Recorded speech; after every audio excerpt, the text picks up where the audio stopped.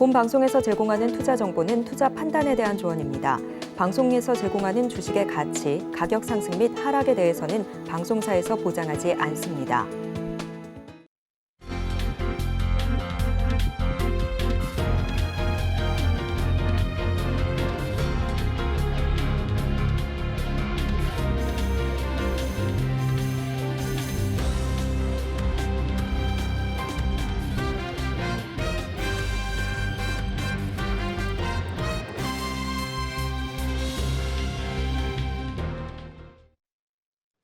시청자 여러분 안녕하세요. 오늘을 돌아보고 내일을 준비하는 오늘장 내일장 일부 진행의 백설혜입니다.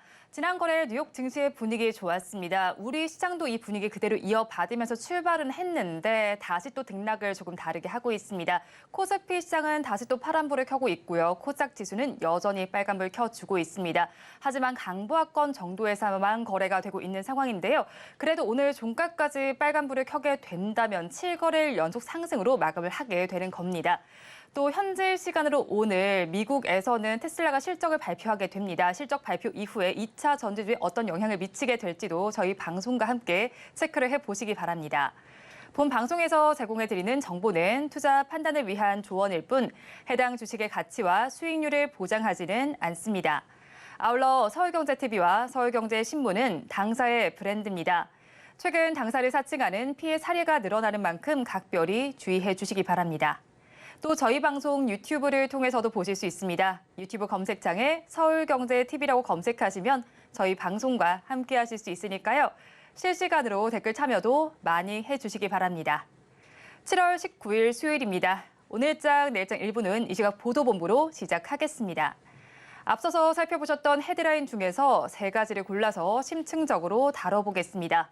오늘은 보도국의 성나균 기자와 함께합니다. 어서 오세요. 안녕하세요. 네, 첫 소식으로 최저임금 이야기를 해보도록 하겠습니다. 어제 최종 결정이 난 것으로 알고 있는데 10,000원 아래로 결정이 됐죠? 네, 맞습니다. 내년도 최저임금이 시급 9,860원, 월급 206만 740원으로 결정됐습니다. 올해보다 2.5% 높은 수준입니다. 최저임금위원회는 지난 18일과 19일 밤샘 논의 끝에 15차 전원회의를 통해서 이같이 결정했다고 오늘 밝혔는데요.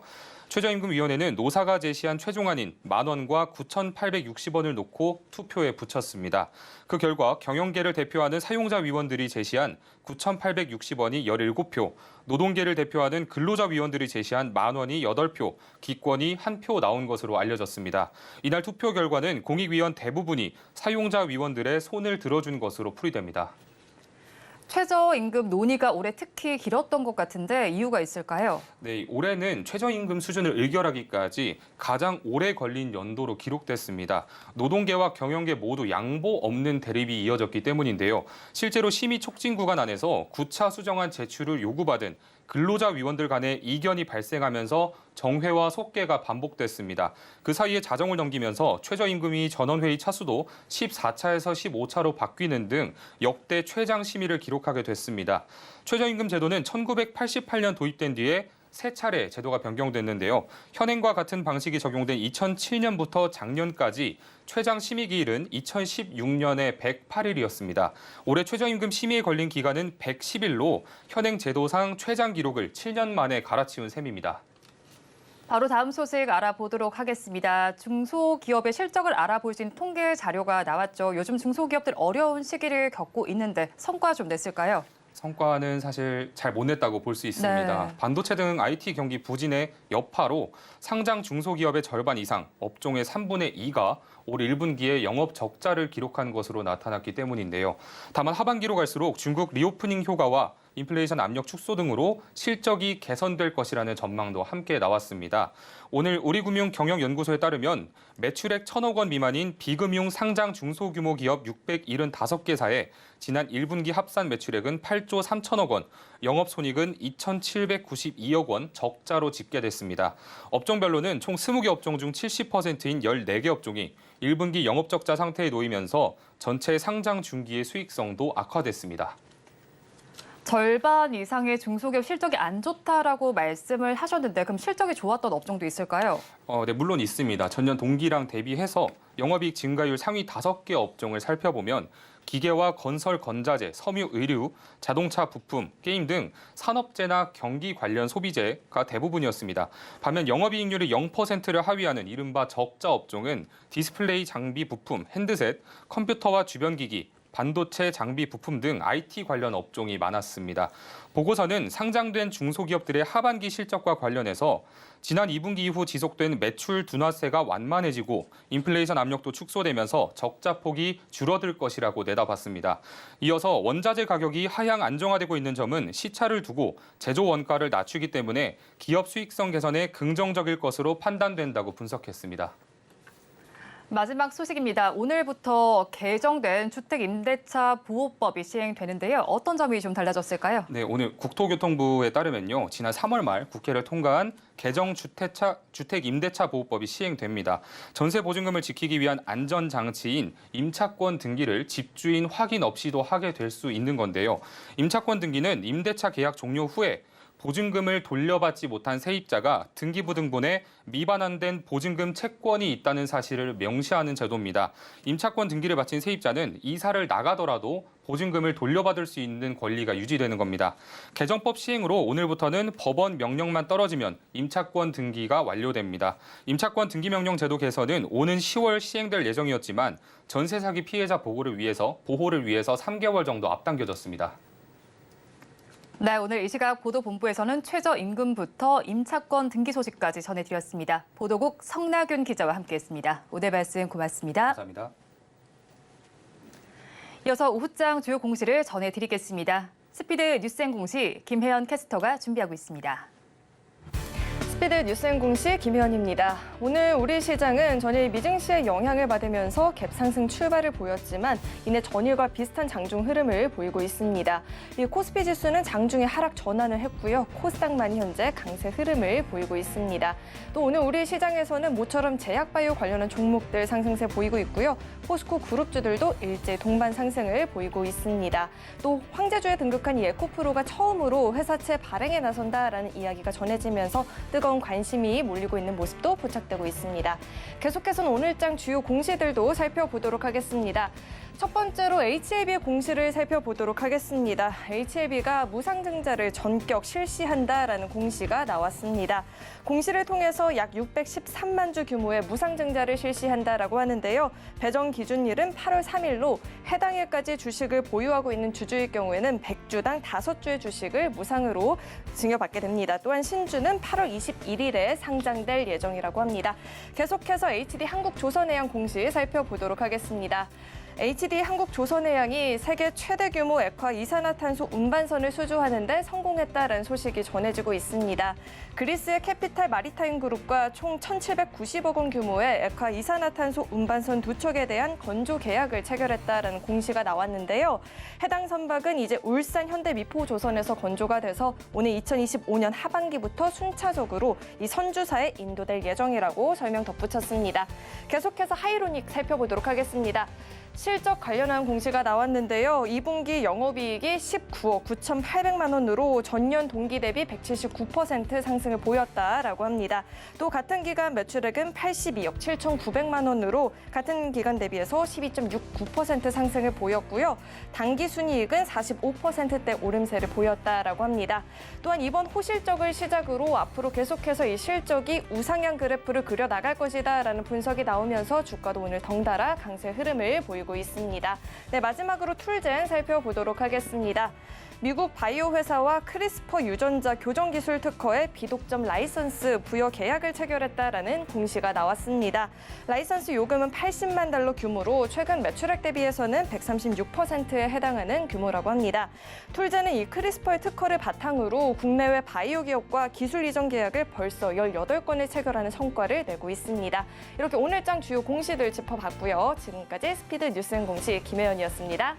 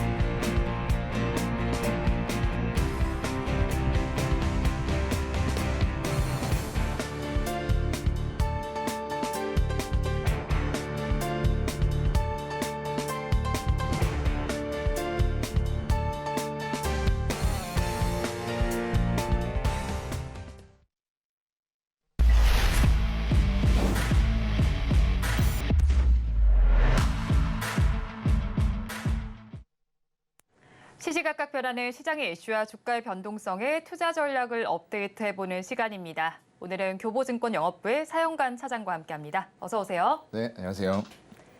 네, 사장님과 이야기 나눠볼 첫 번째 뉴스 화면을 통해서 살펴보겠습니다. 미국 전기차 업체 테슬라가 차세대 자율주행 칩 HW 5.0 생산을 삼성전자에 맡기는 방안을 사실상 확정했습니다. 이재용 삼성전자 회장이 일론 머스크 테슬라 최고 경영자를 만나 반도체 파운드리를 설득한 게 성과를 낸 것으로 전해졌습니다. 관련해서 시스템 반도체와 자율주행차 섹터 내에서 강세를 보이는 종목들이 있습니다. 자세한 내용 짚어보겠습니다.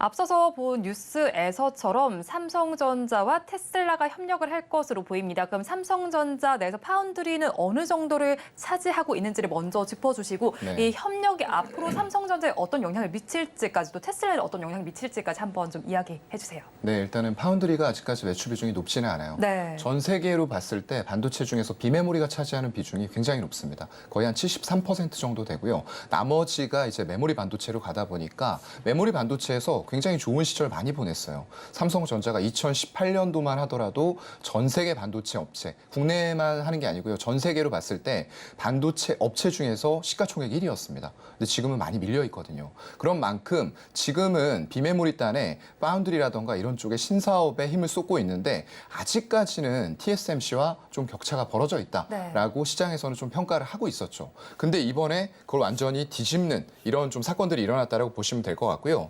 테슬라가 세계 최고의 전기차 업체입니다. 그런데 뭐가 없죠? 반도체 생산 시설은 없어요. 그렇다 보니까 이걸 위탁 생산해 줄 수 있는 파운드리를 설계 단계부터 협업까지 전부 다 해야 되는 그런 부분들이 있는데 그동안에 이제 TSMC와 한 상반기까지만 해도 TSMC 쪽하고 계속 물밑 접촉을 했다라고 합니다. 그래서 이번에도 아직까지 수율 잡지 못한 삼성전자의 파운드리 이런 쪽이 결국은 TSMC 쪽으로 넘어가는 거 아니냐. 라는 우려가 좀 시장에서 있었어요. 근데 최근 들어와서 뉴스가 굉장히 많이 나왔습니다. 삼성전자 수율 잘 잡았다. 핀팹 방식과는 다른 GAA 방식이라는 것을 써서 일단은 생산 공정의 수율을 잡았다라는 부분들이 기사화가 됐고 이재용 회장에 대해서 좀 우려 섞인 목소리들도 많았어요. 네. 이건희만큼 약간 리더십이나 카리스마가 없어서 잘 하겠느냐라고 했는데 굉장히 고무적인 성과를 내왔다는 거죠. 그런 부분에 있어서는 일단 향후에 파운드리 쪽은 물론 메모리 반도체가 캐시카우 역할을 아직까지 국내 업체들에서 하는 건 맞아요. 하지만 그것 외에 우리가 추가적인 수익성 확보 그리고 외국인들의 지속적인 매수에 의한 밸류에이션 상향을 이루기 위해서는 결국은 비메모리 단의 파운드리라던가 팹리스 이런 쪽들이 잘 돼야 된다는 거죠. 그런 쪽으로 인해서 일단 테슬라라는 고객사를 거의 확보한 거나 마찬가지로 시장에는 알려져 있거든요. 그런 일은 굉장히 고무적으로 향후에 삼성전자 주가에도 영향을 미칠 수 있을 것 같다라고 판단하는 게 합리적일 것 같습니다. 네, 그렇죠. 세계 최고의 업체인 전기차 업체인 테슬라와 손을 잡게 되면서 앞으로 삼성전자 파운드리 매출 역시 좀 늘어날 수도 있겠다는 기대도 해볼 만할 것 같습니다. 그렇다면 이 두 업체가 손을 잡게 되면서 텔레칩스가 오늘 시장에서 또 부각이 좀 되고 있습니다. 그런데 지금 뭐 양봉과 음봉 사이를 오가고 있으면서 윗꼬리 아랫꼬리 모두 달고는 있는 상황이거든요. 그러면 가지고 계신 분들께서는 이 종목 어떻게 대응하면 좋을지도 궁금하고 앞으로 이런 팹리스 반도체 관련주의 추가적인 상승도 기대해봐도 좋을까요? 네네, 뭐 추가적인 상승은 당연히 가능하다. 근데 중장기적인 흐름을 좀 보셔야 될 것 같아요. 왜냐하면 지금 시황 자체가 반도체 시황 업황이 완벽하게 가격이 메모리 단에서 올라오면서 올라온 건 아니거든요. 근데 선반영돼서 기대감들이 너무 많이 반영이 된 시기다라고 보이는 것도 사실이에요. 그렇다 보니까 이 섹터 내에 자금이 계속 머물지 못하고 올렸다가 오늘처럼 다 거의 대체적으로 다 빠지고 있잖아요. 반도체 쪽이요. 이런 흐름들이 나올 수가 있다라는 건 여러분들이 조금 유념을 하셔야 될 것 같고요. 하반기에 중국 쪽의 리오프닝 관련해서 모바일 IT 세트 수요의 증가까지도 확실하게 일어나면서 메모리 땅과 더불어서 지금 파운드리 같은 이런 쪽들에서 추가 고객사를 삼성전자가 확보를 해나갈 수 있는지 이런 여부들 체크를 하셔야 될 것 같고요. 텔레칩스 같은 경우에는 아직까지 음봉 나고는 있지만 그래도 사상 최고가 부근에 머물고 있어요. 오늘 종가상으로 잘 끝내줄지 이런 부분들 체크를 해봐야 될 것 같지만 일단은 보유자분들은 조금 반도체 업황이나 시황을 너무 짧게는 안 보셨으면 좋겠어요. 이미 개선이 돼가고 있는 가운데에서 자율주행은 항상 말씀드리지만 갈 수밖에 없는 빅트렌드예요. 그런 쪽에서 가장 중요하게 역할을 하고 있는 쪽이 텔레칩스이기 때문에 일단 보유자분들은 홀딩하는 게 좋겠다. 다만 신규 매수하실 분들은 약간의 좀 조정, 눌림목을 기다려보시는 게 좋지 않을까라는 말씀드리겠습니다. 네, 자율주행의 앞으로를 바라볼 만한 쪽인 만큼 가지고 계신 분들께서는 좀 긴 호흡으로 가져가시면 좋겠고 신규 진입하실 분들은 조정 구간을 이용하시면 좋겠다라고 짚어주셨습니다. 그런데 텔레칩스뿐만이 아니라 다른 종목들도 거론이 되고 있잖아요. 가온칩스 같은 경우는 지금 음봉 띄우면서 0.79%대 강세 나타나고 있고 코아시아의 경우에도 지금 1%대 강세를 보이고 있지만 역시나 또 음봉을 띄우고 있습니다. 그렇다면 이 종목들은 저희가 어떻게 바라보면 좋을지 오늘 장 주가는 어떻게 보고 계실까요? 네, 오늘 지금 테슬라 관련주로 약간 묶이는 그런 네. 종목들이다 보니까 그래도 시세가 다른 반도체주 대비해서는 굉장히 강한 거예요. 물론 음봉 전환했고 윗꼬리는 달렸지만 지금 가온칩스 같은 경우가 1% 정도 아직도 상승을 유지를 하고 있어요. 물론 음봉인과 윗꼬리는 좀 달리면서 나와 있는 상황이긴 하지만 역시나 주가는 지금 사상 최고가를 계속 경신하는 모습들이 나오고 있어요. 그만큼 자율주행 그리고 삼성전자의 테슬라와의 추가 협력 이런 부분들이 시장에서 반도체 약한 흐름에도 불구하고 이런 종목들의 시세를 유지를 시키고 있다 정도로는 생각을 하시는 게 좋을 것 같고요. 가온칩스 같은 경우에는 삼성 파운드리 쪽을 이용하는 팹리스의 87% 정도의 고객사를 또 고객사로 확보를 하고 있어요. 그만큼 삼성 파운드리와 굉장히 밀접하게 연관이 되어 있는 업체다라고 보시면 되고요. 삼성전자 이제 우리가 하이엔드 공정을 보통 5나노에서 28나노 정도로 보고 있어요. 근데 이제 4나노까지 수율 잡고 점점 미세하게 또 내려가겠죠. 그런 급에서 봤을 때 이 프로젝트를 200개 이상 수행하면서 레퍼런스를 굉장히 많이 확보했다. 라는 점이 이제 고객사들의 입맛을 맞춰줄 수 있는 그런 요인들이 될 것 같고요. 이게 22년 작년 기준입니다. 그렇기 때문에 올해에는 추가적인 프로젝트들이 더 수행됐을 수 있다라는 점도 기억을 해주셔야 될 것 같고요. 코아시아 같은 경우에도 마찬가지예요. 지금 주가가 가온칩스처럼 사상 최고가는 아닙니다. 그런데 지금 화면에서 보시는 것처럼 일봉 매물대 계속 부딪히는 구간이거든요. 11,000원대를 오늘도 돌파하지 못하고 반도체 시세의 약세와 더불어서 약세 흐름을 좀 보여주고는 있습니다. 그래서 사상 최고가까지는 아직 갈 게 조금 더 남아있긴 한데 이게 사실 2005년 이때였어요. 그렇다 보니까 시간의 간격이 조금 있다라는 부분들 사실상 52주 최고가 경신하면서 가고 있다라는 개념으로 이해를 하시면 될 것 같고요. 코아시아 같은 경우에도 AI 반도체 쪽의 IP 설계 플랫폼 전문 기업입니다. 그렇다 보니까 보유 자회사들이 그동안에는 좀 어려웠어요. 그런데 전부 다 하나씩 흑자 전환하는 모습들을 보여주고 있는 그런 상황이고요. 엣지 AI 반도체라고 하는데 전문 기업인 암바렐라라고 있어요. 이쪽에 AI 비전 프로세서 디자인 서비스 제공 계약을 체결을 했다라는 소식도 좀 긍정적인 주가 흐름을 다른 반도체주 대비해서는 보여주고 있는 그런 상황이라고 생각하시면 될 것 같습니다. 네, 오늘 짚어주셨던 종목들이 다른 반도체주 대비해서 오늘 장에선 조금 강세를 보이고는 있습니다. 하지만 지금 상승 여력이 조금은 떨어진 상태이긴 합니다. 그래도 어떻게 마감까지 갈지 한번 지켜보시면 좋겠습니다. 그러면 다음 이슈 화면을 통해서 살펴보겠습니다. 오늘의 두 번째 뉴스입니다. 최근 2차 전지주의 강세가 지속되면서 조만간 코스닥 대장수가 바뀔 전망입니다. 코스닥 내 시가총액 비중이 가장 컸던 바이오 업종을 2차 전지주가 앞지를 기세인데요. 코스닥 시총 상위 종목을 살펴보면 1위가 에코프로 BM, 2위 에코프로, 4위가 LNF, 6위가 포스코 DX입니다. 관련해서 2차 전지 섹터 내에서 순환매 장세가 관찰되고 있습니다. 자세한 내용 짚어보도록 하겠습니다. 에코프로의 경우에는 황제주에 다시 또 이름을 올리기도 했고요. 오늘은 또 포스코 그룹주 내에서 강세가 관찰이 되고 있습니다. 포스코 홀딩스도 그렇고 포스코 퓨처엠도 그렇고 52주 신고가를 경신하는 모습을 보이기도 했습니다. 그런데 최근에 2차 전지주를 둘러싸고 너무 많이 올랐기 때문에 쉬어갈 수 있겠다라는 전망도 나왔었는데 다시 또 지금 힘을 뿜고 있습니다. 그러면 어떻게 지금 이 상황을 해석하면 좋을까요?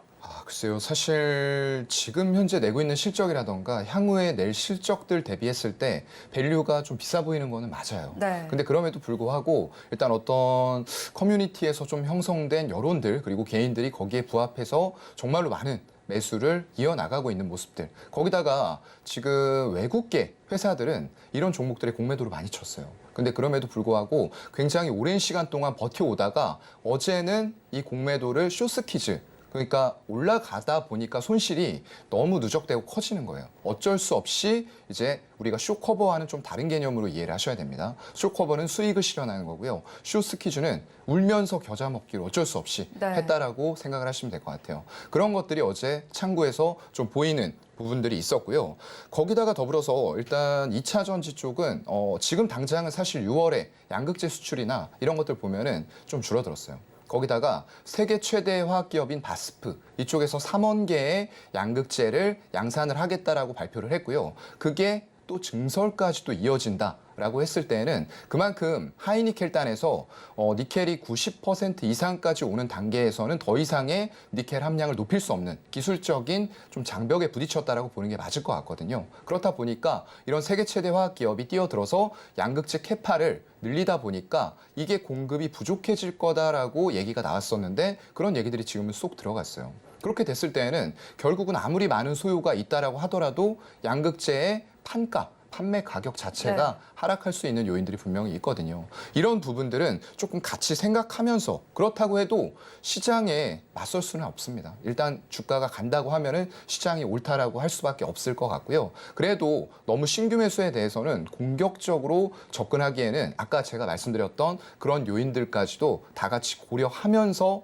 판단을 좀 신중하게 하셔야 될 것 같습니다. 네, 2차 전지주에 대해서는 고려할 요인들이 몇 가지가 있는 만큼 한번 사장님께서 짚어주셨던 요인들을 짚어보면서 한번 좀 신중하게 투자 전략 짜보시면 좋겠습니다. 그럼 한편 또 현지 시간으로 오늘 테슬라가 2분기 실적을 발표하게 됩니다. 경기 둔화와 더불어서 사실 실적이 어떻게 나올지도 관심이 쏠리고 있는 상황인데 2분기 실적 전망치 어떻게 나올지 예상하시는지 궁금하고요. 또 네. 2분기 실적에 따라서 우리 2차 전지주에는 어떤 영향이 나타나게 될지도 함께 얘기해 주세요. 네, 일단은 한국 시간으로 내일 아침에 발표를 하게 될 것 같고요. 일단 인도 대수 자체는 굉장히 많아질 것 같아요. 더 증가가 될 것 같습니다. 이유는 딱 하나죠. 높은 영업이익률을 바탕으로 해서 지금 따라가려는 기존의 내연기관차 공룡들을 가격적인 면에서 따돌리겠다라는 것들을 실행을 하고 있어요. 그렇다 보니까 지금 포드가 또 역시나 울며 겨자 먹기로 우리 지금 뛰어들어서 수익성 확보해야 되는 단계인데 테슬라 가격 또 낮추네 라고 하면서 가장 잘 팔리고 있는 F150 모델을 또 가격 인하를 했어요. 네. 그런데 우리 현대, 기아는 지금 현지에서 이런 보조금 혜택을 받을 수가 없는 상황입니다. 그래서 그런 부분들 완성차 투자할 때는 좀 고려를 하셔야 될 것 같고요. 일단 유럽 생산기지 독일이 있어요. 독일의 기가팩토리가 있는데 이쪽이 현재 연산 50만 대입니다. 근데 100만 대까지 늘리려는 이런 계획을 가지고 있고요. 지금 비싼 차를 많이 팔겠다가 예전처럼은 그런 전략이 아니에요. 우리가 가장 선두 주자로 나서서 이미 충전기까지 다른 내연기관차 공룡들이 우리 걸 쓸 수밖에 없게 만들어 놓은 그런 상황에서 우리는 차량을 더 많이 팔면서 시장의 캐파를 빨리 키우겠다. 이 전략으로 가고 있는 거거든요. 그렇기 때문에 그런 전략을 어떻게 펼쳐나가는지 보시는 게 중요할 것 같고요. 단기적으로 순이익은 좀 감소할 수 있습니다. 왜냐하면 차량 가격을 인하했기 때문에 그렇죠. 그런 것들이 결국에는 판가, 아까 말씀드렸던 기본적인 소재들, 양극재라던가 배터리 이런 것들에 대해서 우리 판매 가격 낮출 건데 너네도 가격 좀 낮춰서 공급해야 되지 않겠니? 라고 압박을 할 수 있는 요인들도 될 수가 있거든요. 그래서 그런 부분에 있어서 테슬라는 지금 주가가 아까 서학개미들이 또 이쪽에서 빠져나가고 있다는 얘기가 들려왔어요. 네. 별로 걱정할 요인들은 아니에요, 솔직히. 개인분들께는 죄송하지만 동학개미건 서학개미건 그냥 개인 투자자입니다. 개인 투자자들이 팔고 나간다는 건 누가 산다는 거죠? 외국인 기관이 사고 있다는 거예요. 그러니까 테슬라의 주가가 계속 올라가고 있잖아요. 저는 이번에 이런 파동에서 수익성이 일시적으로 훼손이 된다라고 하더라도 이 시장 점유율을 지킬 수 있다라고 하면은 주가는 예전의 고점 $400 이상이죠. 충분히 바라보고 갈 수 있는 업체다라고 말씀을 드리겠습니다. 네, 테슬라의 실적도 바라보면서 앞으로의 사업 방향성 바라보시고 주가 추이도 어떻게 되는지까지 체크를 해보시면 좋겠습니다.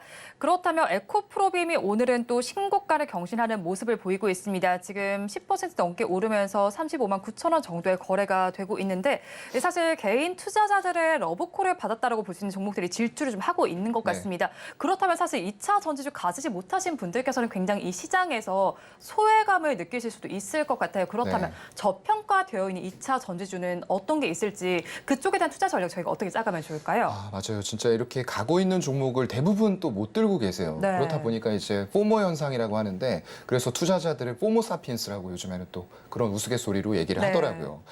일단은 지금 에코프로나 에코프로 비행 같은 것들은 아까 말씀드렸던 대로 신규 매수 좀 들어가시고 싶은 분들은 일단 주가가 추가적으로 더 갈 수도 있습니다. 아무도 모르는 영역이에요. 하지만 일단 눌림목을 기다려보는 게 좋을 것 같고요. 제가 7월 5일에 이제 탑픽으로 이 시간에 똑같이 선정을 했던 종목이 나노신소재예요. 네. 그게 이제 어제 같은 경우에 또 급등이 나왔거든요. 그래서 이렇게 약간 눌려 있는 종목들, 그런데 꼭 필요한 것들.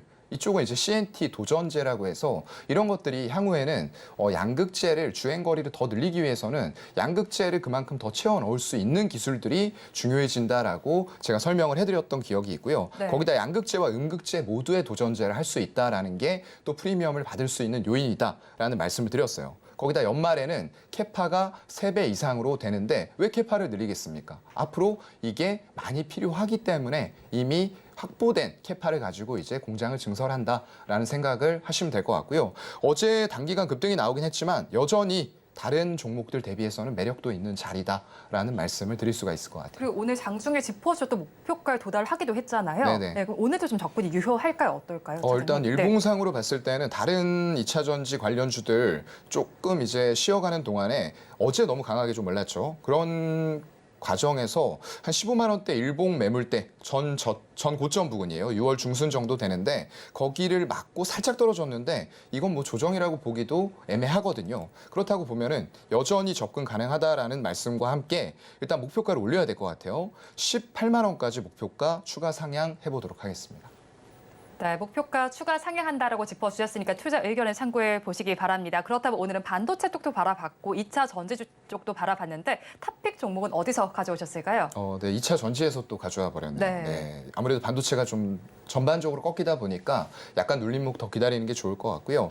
이 코인테크라는 종목인데 이것도 안 올라온 건 아니에요. 그런데 상대적으로 올라온 거 대비, 실적 대비했을 때 아직도 좀 갈 자리가 다른 것들 대비해서는 편안하게 있지 않나라고 생각이 되는 그런 종목이고요. 일단 스마트 팩토리 쪽에서 강자입니다. 꼭 2차 전지가 아니라 여러 가지 공장을 세우는 데 있어서 스마트 팩토리는 이제 필수적으로 인건비가 계속 상승해 나가는 분위기 때문에 이런 과정에서는 스마트 팩토리를 만드는 회사들의 역할이 커질 수밖에 없다라는 게 첫 번째 포인트가 될 것 같고요. 이걸 결국에는 2차 전지 쪽으로 사업 확장을 했습니다. 네. 그래서 미국의 SK온이 만드는 공장에 이런 시설들이 이제 들어가는 과정들이 만들어질 것 같고요. 그런 과정에서 실적이 이미 나오고 있는데 요즘에는 약간 시장이 그런 것 같아요. 실적이 나오고 있는 것보다 앞으로의 더 기대감, 꿈 이런 것들을 보고 주가가 더 많이 가거든요. 그렇기 때문에 상대적인 관점에서 그런 것들 너무 많이 가 있는데 약간 그런 것들 따라잡을까 말까 너무 걱정하지 마시고 이렇게 이미 실적이 나오고 있는데 상대적으로 좀 저평가돼 있다라고 생각이 되는 종목에 접근을 해보시면 좋을 것 같습니다. 네, 오늘의 탑픽 종목으로는 코인테크 짚어주셨습니다. 지금까지 교보증권 영업부의 사영관 차장과 함께했습니다. 오늘 말씀 고맙습니다. 네, 고맙습니다.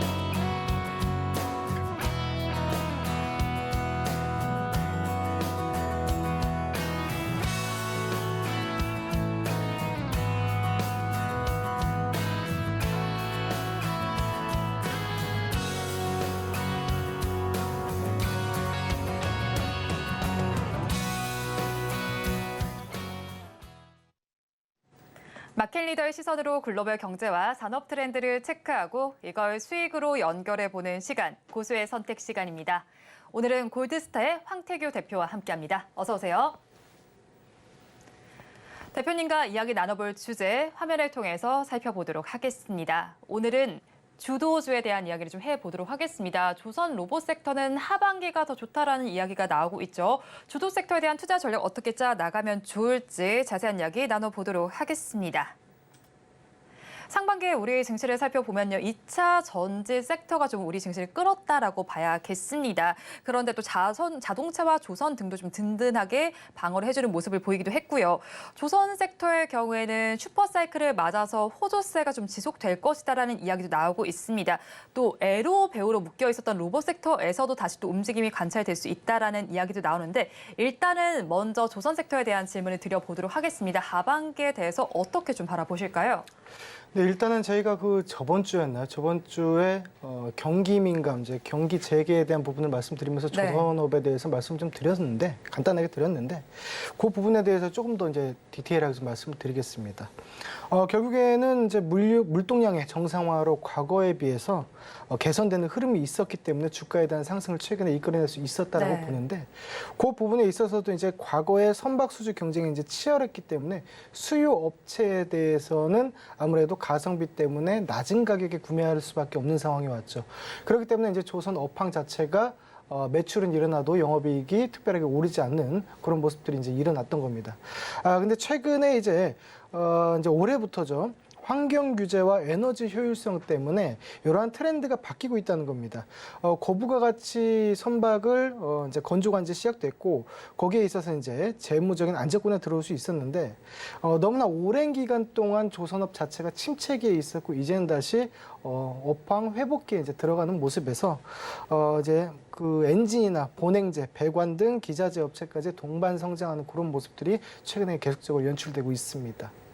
그렇죠. 사이클이 다시 돌게 되면서 조선 관련한 내용들이 계속해서 나오고 있는데 조선주와 관련해서는 호재성 이슈들이 꽤나 많이 들리고 있더라고요. 하지만 이런 상황 속에서도 사실 중국 업체가 지금 발주량을 1위를 차지했다는 소식도 전해지고는 있습니다. 뭐 수주량도 충분하다는 말도 나오기도 하고 하지만 이런 부분들도 약간 리스크 요인으로 작용할 수 있을 것 같은 상황이에요. 하지만 그래도 글로벌 전반적으로 친환경 선박에 대한 수주 양도 조금 늘어나려고 하잖아요. 수요가 굉장히 늘어나고 있는 상황인데 여기서 또 우리 업체들이 두각을 나타낸다라는 소식도 들려오고 있습니다. 그렇다면 이 친환경 선박에서 두각을 나타내는 업체는 어느 곳이 있는지도 궁금하고 우리나라에서 어느 정도 지금 경쟁력을 가지고 있는지도 궁금하네요. 네, 일단은 이유를 좀 들 수 있겠어요. 첫 번째 이유로는 과거에 우리나라가 글로벌에서 선박 건조에 대해서 1위를 자리매김하고 있었는데 그 기술력은 대단히 좋으나 노동자에 대한 처우가 좋지 않았다는 거죠. 다시 얘기해서 노동 강도에 비해서 임금에 대한 부분이 좀 비교적 낮은 부분이 있었고 그럼으로 인해서 인력이 유출되는 그런 일들이 있었습니다.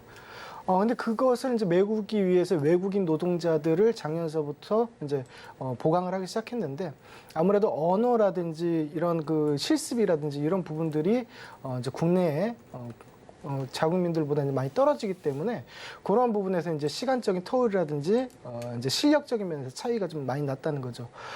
그게 이제 첫 번째 이유가 될 수가 있겠고 두 번째 이유 같은 경우는 이제 코로나 당시에 무역 수지도 낮아지고 그 다음에 거기에 따라서 수출입 지수까지도 이제 하향하는 모습들이 나왔다는 거죠. 그 텀을 두고 이제 중국에서는 기술력을 보강해서 치고 올라오는 그런 모습들이 있었고 그렇기 때문에 최근에 글로벌 선박에서 1위의 자리를 내놓은 것이다라고 네. 이제 파악이 좀 되고 있습니다. 이제 그런 부분들이 좀 커버를 할 수 있는 부분들이 있습니다. 제가 조금 전에도 말씀드렸다시피 선박에 대한 트렌드 자체가 그냥 일반 선박이 아니고 그냥 컨테이너선이 아니고 LNG 쪽에서 또 다시 한번 그린 에너지 쪽으로 이제 갈 수 있다는 거죠. 그렇기 때문에 이러한 부분에 있어서 국제적인 트렌드에 있어서 우리나라가 기술력으로 또 한 번 입증이 좀 되고 있는 실정이고 다시 한번 1위를 또 다시 한번 탈환을 하지 않을까라는 생각입니다. 특히나 이제 환경 규제 쪽에서 이제 그린 메탄올이라는 제가 그린 에너지를 말씀드렸는데 지금 탄소 저감 장치에 있어서 탄소 저감 효과가 약 95% 정도 이제 된다고 합니다. 매우 높기 때문에 아무래도 트렌드 자체가 그렇게 갈 수밖에 없다. 그래서 우리나라 국내 시장 상황에서도 수주에 대한 부분을 계속적으로 가져올 수밖에 없다라고 저는 결정짓고 싶습니다. 네, 수주 현황에 대해서 한번 좀 간략하게 짚어주시겠어요? 네, 일단 그 우리나라에서는 저는 이제 개인적인 생각인데 삼성중공업이 그 과거에서부터 좀 상당히 좀 많이 올라오고 수주 발주량이 이제 좋았던 걸로 파악은 좀 되고 있었는데 거기보다 이제 그 HD 이제 현대죠. 네. 예, 현대가 이제 아무래도 우리나라에서 선박건조 쪽으로는 원조라고 볼 수 있겠죠. 그렇기 때문에 아무래도 메이커 쪽으로 좀 이렇게 좀 몰리지 않았나, 네. 쏠림 현상이 좀 나오지 않았나라고 보고 있습니다. 하지만 실질적으로 봤을 때 저는 양대축으로 봤을 때는 우리가 또 투자적인 측면에서는 한국조선 HD, 한국조선해양과 삼성중공업 이 두 개만 나란히 놓고 뭐 그 1등, 2등 왔다 갔다 하기 때문에 네. 나란히 놓고 여기에서만 매매를 하셔도 투자적인 측면에서는 충분하지 않나라고 생각을 합니다. 네, 두 종목만 놓고 지금 투자에 임해도 좋겠다라고 말씀을 해주셨어요. 네네. 그렇다면 저 좀 궁금한 부분이 사실 수주도 충분하다는 이야기도 있지만 이 수주가 주가에도 반영이 되는데 시차가 또 있을 것 같거든요. 그런데 이렇게 충분한 수주량이 하반기 주가에 바로 반영이 될 수 있는지도 궁금해요. 저는 일단 그 수주 발주량이 그러니까 재무적으로 봤을 때 뭐 몇 대를 이제 건조 수주를 받고 건조를 네. 했다라는 부분이 이미 주가에는 반영이 되었다고 봅니다. 이미 반영은 되었는데 이제 추가적으로 이러한 부분들이 발주량이 더 늘어날 수 있을 것인가, 하반기까지 늘어날 수 있을 것인가를 봤을 때 저는 하반기까지 견조한 상승세를 이끌어 나간다. 즉 다시 얘기해서 추가적인 수주가 있을 수 있다라고 봅니다. 왜 그러냐면요. 우리가 어떠한 사이클이든 업황 경기 사이클을 봤을 때 침체기를 떠나서 회복기를 지나면 지금이 회복기인데 이 회복기를 지나면 성장기가 올 수밖에 없다는 거죠. 그렇기 때문에 추가적으로 상승세를 이어나갈 수 있을 거라고 보고 기술적으로 봤을 때도 여전히 바닥 구간에서 이제 박스권을 돌파하고 거래량 넣고 주가 상승에 대해서 견인하는 모습들이 있기 때문에 일정 구간 기간적인 조정은 있을지 몰라도 주가적으로 크게 조정받지는 않을 것이다라고 봅니다. 물론 증시가 많이 빠지게 되면 영향을 받을 수 있겠지만 그러한 이제 영향력을 제외를 한다라고 봤을 때 주가만 놓고 봤을 때는 기간적인 조정 이후에 주가에 대한 추가적인 상승이 있을 것이다라고 보고 있습니다. 네, 기간 조정 이후에는 추가적인 주가 상승이 있을 것이다라고 짚어주셨습니다. 그런데 조선 업계가 이렇게 좋다라면 증권가에서는 또 조선 기자재 업체가 더 좋을 것이다라는 전망도 나오고 있습니다. 뭐 지금 카타르와 모잠비크의 모멘텀도 나은 상황인데 그렇다면 저희가 이 시점에서 조선 기자재주에 대한 관심도 필요할 것 같아요. 어디를 조금 더 관심 있게 바라보면 좋을까요? 일단은 기자재주에 대해서 잠깐 말씀드리면 어차피 조선 수주가 많아지면 기자재도 수주가 많아지는 건 당연합니다. 하지만 우리 그냥 한번 간단하게 한번 보도록 하겠습니다. 선박을 만드는 데 있어서 기간이 걸리겠죠. 근데 그 기간이 이제 만들어지는 과정 속에서 이미 엔진이라든지 이음새라든지 이런 LNG 본행제 같은 경우는 미리 들어간단 말이에요. 만드는 네. 과정 속에서. 그렇기 때문에 기자재 업종 같은 경우는 이미 실적적인 반영이 빨리 된다. 이제 선박 조선업보다는 조금 더 빠르게 한 템포 빠르게 실적 반영이 된다라고 좀 해석을 해주시면 되겠고 그와 더불어서 이제 가장 좋은 것은 뭐냐면 친환경 선박 쪽으로 기자재가 확보가 지금 되고 있는데 그러한 부분들이 굉장히 가격이 높게 형성이 되어 있습니다. 그렇기 때문에 고부가가치 사업으로 이제 만들어질 수밖에 없는데 그런 기자재 자체가 실질적으로 친환경 에너지 쪽으로 선박 쪽으로 가버린다면 매출에 있어서도 그리고 영업이익률에 있어서도 좋은 영향을 미친다라고 보시면 되겠고 저는 이제 개인적으로는 이제 크게 나눴을 때 엔진과 본행제 쪽으로 그리고 피팅 이음새 쪽으로 좀 봐주시는 것이 좋겠다라고 말씀을 좀 드릴 수 있겠고 종목적으로 말씀드리면 이제 엔진 같은 경우는 SD 엔진이라든지 그리고 본행제 쪽으로는 동성 화인텍과 한국카본 정도 이제 봐주시면 좋겠고 그리고 이제 피팅 이음새 쪽으로는 성광밴드와 태광 정도 이제 봐주시면 좋을 것 같다라는 생각입니다. 네, 그렇죠. 조선 기자재주 관련해서도 여러 가지 종목들 짚어주셨으니까 이 종목들에 관심을 가져보시면 좋겠습니다. 그런데 지금 조선 기자재와 관련해서는 먼저 주가에 반영이 된다라고 말씀을 해주셨잖아요, 대표님. 그렇다면 이미 좀 주가에도 어느 정도 반영이 되어 있을 것 같아요. 그러면 상승 여력이 좀 적다라고 볼 수도 있지 않을까요? 주식이라는 것은 아무래도 재무적으로도 보고 기술적으로도 봐야겠지만 네. 그거보다 더 중요한 거는 그 섹터 자체에 수급이 들어오느냐라는 거죠. 결국 다시 얘기해서 타이밍을 잘 맞춰야 된다는 건데 그 타이밍을 보기 위해서는 물론 증시에 대한 영향을 보기 때문에 그 증시도 파악이 돼야 될 것이고 그 업황 자체에 수급이 몰리는지 여부는 좀 파악을 하면서 이제 봐주셔야 되겠다라는 생각이고 실질적으로 저는 이제 선반영되었다고는 보고 있으나 그에 대한 부분이 앞으로 하반기에서 계속적으로 좋아질 거라고 보기 때문에 눌림목 관점에서 모아가기 형식으로 접근하신다면 크게 무리는 없겠다라고 보입니다. 네, 눌림목 관점에서 접근하면 좋겠다라고 말씀해 주셨고 수급도 어떻게 나타나는지도 한번 체크를 해보시면 좋겠습니다. 이어서 또 살펴볼 만한 부분이 로봇과 관련된 종목들입니다. 로봇 기업의 시가총액이 연초와 비교를 해보면 2배 정도가 증가를 했더라고요. 거기에 삼성전자와 또 정부 정책까지 더해지면서 하반기에는 실적이 더 좋을 것이다라는 기대감도 더해지고 있습니다. 거기에 또 협동 로봇이다, 뭐 AI 로봇이다 하면서 사업도 다변화되는 것 같은데 그렇다면 저희 로봇 섹터는 하반기에 어떤 관점으로 체크해 나가면 좋을까요? 과거와 좀 다르게 해석은 좀 해야 된다고 봅니다. 그 레인보우 로보틱스를 한번 말씀을 드릴게요. 레인보우 로보틱스의 제3자 유상증자 배정으로 삼성전자가 이제 지분을 취득을 하게 되죠. 그러면서 레인보우 로보틱스가 전반적으로 로봇 섹터를 끌고 갔던, 상승을 끌고 갔던 그런 흐름들이 나타났고 그 후발주자로 다른 로봇 관련주들도 굉장한 상승이 있었죠. 결국 무슨 말씀을 드리고 싶냐면요. 실적적인 측면이 아니고 모멘텀적인 측면에서 주가 상승을 이끌어냈다라고 보입니다. 그리고 실적적으로 그 당시에 올 1분기만 해도 전무한 상태가 거의 대부분의 로봇 기업에서 나타났는데 이제는 조금 다른 상황이라고 봅니다. 이번에 2분기를 지나게 되면서 실질적으로 실적이 좀 나타나고 있는 실정이다라고 봅니다. 그렇다면 과거에는 그냥 로봇 테마, 로봇 섹터라고 해석을 했다면 이제는 로봇 산업으로 조금 바꿈이 있었다라고 보고 그리고 추가적으로 뭐 삼성이라든지 LG 그리고 현대 같은 경우도 지분 취득에 있어서 그 미래 성장 동력을 좀 지원하는 그런 모습들이 나오고 있기 때문에 하나의 큰 미래 산업의 틀이 되지 않을까라고 이제 보고는 있습니다. 네.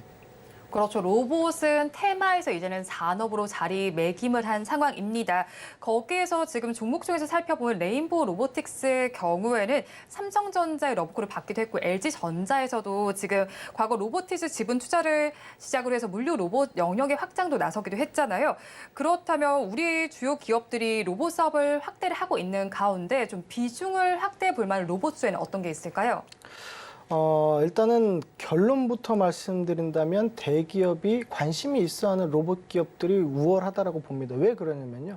대기업과의 네트워크가 굉장히 많이 형성되어 있기 때문에 그 충분한 네트워크를 사용을 한다면 다른 경쟁 로봇 기업에 비해서 굉장히 많은 그 매출처라고 그러죠. 사업처들을 확보할 수 있다라고 이제 볼 수 있기 때문에 대기업이 이제 참여한 그런 기업 또는 참여할 것 같은 기업을 좀 찾는 것이 좀 중요하다고 봅니다. 그리고 추가적으로 우리가 협동 로봇이라든지 물류 로봇, 사족보행 로봇, 을 포함한 이제 감속기 사업, 뭐 이런 부분에서 이제 추가적으로 인공지능 겸비한 인간형 로봇까지도 이제 계속적으로 성장하고 있는 모습들이 보이고 있는데, 제가 보기에는 대기업의 입장에서는 단순히 시세 차익에 대한 투자에 대한 목적이 아니라 산업 육성에 대한 이제 참여를 보이기 때문에 계속적으로 좀 체크를 해야 되겠다라고 보고 있습니다. 특히나 이제 개인적으로 보고 있는 것은 현대그룹을 좀 말씀을 좀 드리고 싶어요. 네. 왜 그러냐면요. 물론 삼성이나 LG 같은 경우도 두각을 나타내고 있는 경우도 많지만 이미 현대 같은 경우도 글로벌적으로도 로봇 산업이라든지 자동화 산업 쪽으로 계속적으로 모멘텀이 만들어지고 있고 그리고 진심인 기업이다라고 좀 표현을 좀 해드리고 싶습니다. 그렇기 때문에 제가 말씀드리는 것은 이제 SBB 테크라는 이제 종목이 있습니다. 그 종목 같은 경우는 이제 현대그룹에서 지분 투자를 이제 20% 정도로 했고, 이러한 이제 감속기에 대한 부분인데 우리나라에서 이제 국내 최초로 하모닉 감속기라고 해서 감속기 모터에 대한 회전력을 높이는 그런 이제 그 감속기를 국내에서는 최초로 이제 개발을 한 그런 회사입니다. 주가적으로도 봤을 때 큰 상승 이후에 좀 눌려 있는 모습들이 있는데 접근하신다면 좀 괜찮을 수 있겠다라고 보겠습니다. 네, 그렇죠. 대기업과 관련 있는 로봇주들 한번 관심 있게 잡아보시면 좋겠습니다. 아무래도 대기업과 손을 잡게 되면 확장할 수 있는 영역도 늘어나는 만큼 그 로봇주들에는 꼭 관심을 가져보시면 좋을 것 같네요. 그렇다면 또 로봇 섹터와 함께 또 메디테크가 급부상을 하고 있습니다. AI 기술이 발전하면서 사실 의료 현장에서도 이 기술들이 많이 적용이 되고 있는 것 같아요. 그렇다면 의료 AI에 대한 관심 저희가 커지고 있는 상황인데 관련해서 이 산업은 어떻게 보면 좋을지도 궁금하고 어떤 기업이 조금 주목해보면 좋은 기업이다라고 보실까요? AI, 의료 관련한 인공지능, 테크니컬한 모습들인데 우리 시점을 한번 보도록 하겠습니다. 시점에서 코로나 이후에 병원이 정상화되는 모습들, 그리고 우리의 일상생활이 정상화되는 모습들, 바깥 외부 활동을 많이 한다는 겁니다. 그러면 특별하게 얘기해서 우리가 종목을 찍기보다는 섹터, 그러니까 의료 AI에서도 조금 세분화시킬 필요가 좀 있다라고 네. 봅니다. 실질적으로 이제 진단이라든지 영상 촬영이라든지 그리고 AI 기술을 활용해서 조기에 진단하는 그러한 이제 섹터를 좀 나눠볼 수가 있겠고, 네. 이제 두 번째로는 이제 뷰티라고 표현했을 때 우리가 피부 관리라고 표현했을 때 그 피부의 관리에 있어서도 빅데이터를 활용해서 인공지능이 갈 수가 있겠죠. 그런 부분을 좀 나눠봤으면 좋겠고, 그리고 인공지능이라고 표현하기 좀 그런데 인공장기죠. 우리가 뭐 신장이나 췌장 같은 그런 네. 장기 쪽으로 좀 세분화시켜서 좀 나눠볼 필요가 있다고 봅니다. 그럼에도 불구하고 우리나라가 K-뷰티 쪽 그리고 K-메디컬 쪽으로 굉장히 인정을 받고 있고 박수갈채를 받고 있는 상황이기 때문에 이러한 부분에서 너무 많이 올라간 종목도 우리 뭐 특별하게 말에 대한 표현을 하자면 종목을 네. 표현하자면 뭐 루닛이라든지 뭐 이런 종목들을 제가 뭐 여기서 하자라고 말씀은 못 드리겠어요. 네. 하지만 그것 이외에도 바닥에서 해외에서 M&A 러브콜이 오는 기업들이 있거든요. 여러 종목들이 그렇죠. 있잖아요. 네. 많이 나와 있네요. 네, 이미 급등한 종목들입니다. 그렇죠. 네. 예. 뷰노 같은 경우도 오늘 상당히 많이 올라갔었고 JK가 상한가를 좀 들어갔다가 풀린 걸로 알고 있는데 그렇게 됐고, 뭐 딥노이드도 오늘 뭐 급등이 굉장히 많이 나왔고, 네. 그런 이런 부분들을 좀 따라가기보다는 저는 조금 이렇게 눌려 있는 그런 모습들을 좀 하고 있는 그런 종목을 찾고 싶은데, 제가 보기에는 그 인공장기 쪽으로는 그 네. 이오플로우라는 종목이 있습니다. 이제 그런 종목 같은 경우는 미국에서 M&A에 대한 그 러브콜도 좀 나오고 있는 상황인데, 그거에 대해서 조금 이렇게 봐주시면은 뭐 좋겠다라는 생각이고요. 근데 실질적으로 제가 왜 말을 더듬냐면요. 네. 너무 고점 많이 올라간 종목들이 많아서 네. 적극적으로 이거다라고 표현드리기가 너무 힘들어요. 근데 사실 사실상. 의료 예. AI가 조금 전이긴 했지만 크게 관심을 받으면서 계속 오르긴 했었잖아요. 그렇죠. 그러면서 사실 말씀해 주셨던 루닛은 진짜 예. 너무 많이 올랐고, 그래서 다른 종목 볼까 하니까 뷰노도 또 오르고 있고, 그래서 이 종목들에 접근하기 저 너무 어렵더라고요. 그게 이제 자금에 대한 수급에 대한 특성 때문에 그런데 요즘에 이런 주가는 올라가는데 증시는 올라가는데 네. 뭐 쉽게 표현해서 에코프로 시리즈가 끌고 올라가면서 주가 견인은 하는데 증시 견인은 하는데 다른 종목들이 힘을 못 써요. 근데 그 힘을 쓰는 종목들이 보면요, 다 고가놀이 하는 종목들입니다. 다시 얘기해서 뭐냐면 로봇을 아니고 그 의료 AI 쪽, 그리고 AI 또 지금 눌림 있다가 다시 한번 상승이 좀 나오는 경우가 좀 있었거든요. 오늘 같은 경우 그렇게 있었고, 세 번째로는 계속해서 지금 2차 전지 에코 시리즈가 끌고 가면서 나머지 업종들 같은 굉장히 좀 소외되어 있는 상황이다라고 네. 볼 수 있는데, 이 상황에서 K뷰티가 굉장히 많이 올라가 있는 상황에서 의료 AI죠. 이쪽에서 다시 한번 보자, 공략하자. 는 좀 힘들겠고, 차라리 트레이딩의 관점에서 좀 보는 건 가능할 수 있겠다라고 좀 말씀드리고 싶습니다. 네, 그렇다면 저희가 또 이런 관련해서 다른 종목은 또 볼만한 게 없을까요? 좀 저평가되어 있는 쪽은 없을까요? 글쎄요, 너무 많이 올랐나요? 올랐어요. 네. 예. 일단은 저는 그런 말씀을 드리기보다는 조금 시세의 관점에서 뭐 하나는 제가 말씀을 드리고 넘어가겠습니다. 차트 한번 잠깐 보겠습니다. 네. 이거를 재무적으로 평가해서 올라갈 수 있겠다라고 말씀드리기에는 그 의료 AI 쪽이 너무 많이 올라가기 때문에 그렇게 말씀드리기는 힘들고, 차라리 시세의 관점에서 제가 말씀을 드릴 텐데, 네. 자 보시면요, 뷰노입니다. 뷰노 종목인데 이걸 보시면 큰 그림에서 월봉을 보시면 상장 이후에 여기를 이제서 몸통을 돌파하는 부분이 이번 달에 이제 발생이 됐다는 거죠. 네. 그렇다는 것은 이번 달이면 7월 1일부터로 거슬러 올라가겠습니다. 자, 여쭉 7월 4일 부근인데 여기에서부터 강하게 지금까지 오늘까지 쏘아 올리면서 박스권을 돌파를 했다는 거거든요.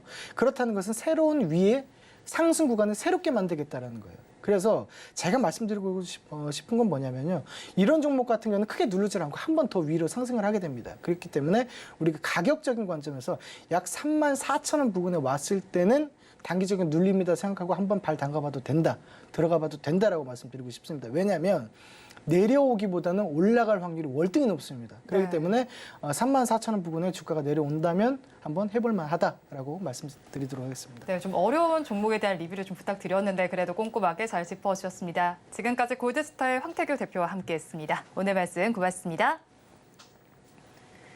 그러면 오늘장 내일장 일부에서 다뤄드렸던 핵심 이슈 속 실제 수익을 위한 투자 노트 화면을 통해서 확인해 드리겠습니다. 오늘장 내일장 일부의 핵심입니다. 텔레칩스는 테슬라 효과를 똑똑하게 보면서 우상향을 기대해봐도 좋겠습니다. 다음으로 차기 2차 전지 스타주는 나노 신소재를 공략해보면 좋겠고요. 마지막으로 조선주와 로봇주는 하반기에 더 좋을 것으로 전망되고 있습니다. 본 방송에서 제공해드리는 정보는 투자 판단을 위한 조언일 뿐 해당 주식의 가치와 수익률을 보장하지는 않습니다. 오늘장 내일장 1부 마칠 시간이 됐습니다. 저희는 2부에서도 알찬 소식으로 찾아뵙겠습니다. 함께해 주신 여러분 고맙습니다.